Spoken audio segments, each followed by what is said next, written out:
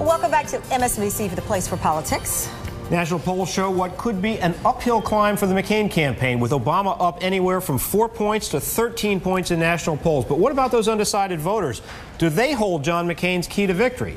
Nancy Pfotenhauer is a senior McCain policy advisor. She joins us from the McCain headquarters in the red state of Virginia. Nancy, you just heard Charles Blow say he believes that this race is over. Tell me, paint a picture for us about how John McCain fools the pundits like Charles, how it comes together in terms of the themes, and where it comes together in terms of the states.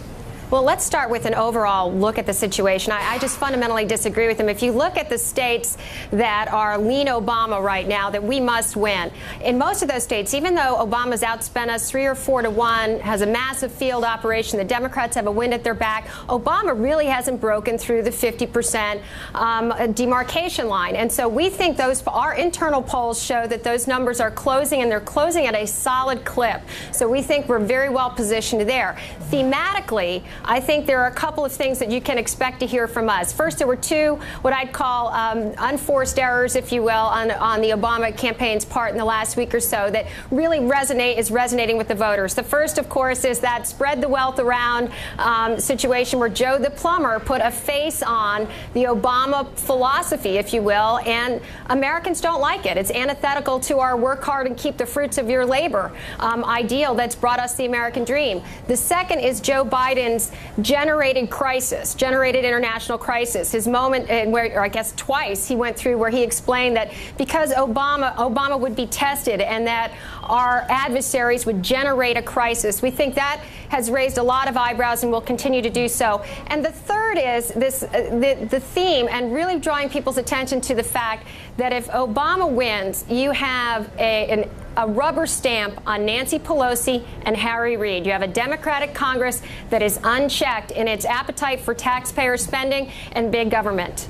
Nancy, let me ask you about the state of Pennsylvania. Right now, you've got polls showing Obama 53, McCain 40. But set aside the polls. Both of the campaigns started the day out in Pennsylvania. And your campaign has said that you're expecting rural white voters to break away there. Why are you confident in that group of voters, the white male rural voters? And what is it about that group that you think they side for John McCain and more?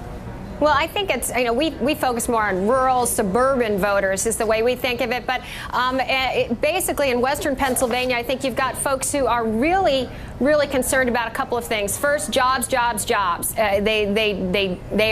It's really resonating that you do not raise taxes in an economic downturn, and that Obama's policy would be, I think, incredibly bad for this nation at this particular time.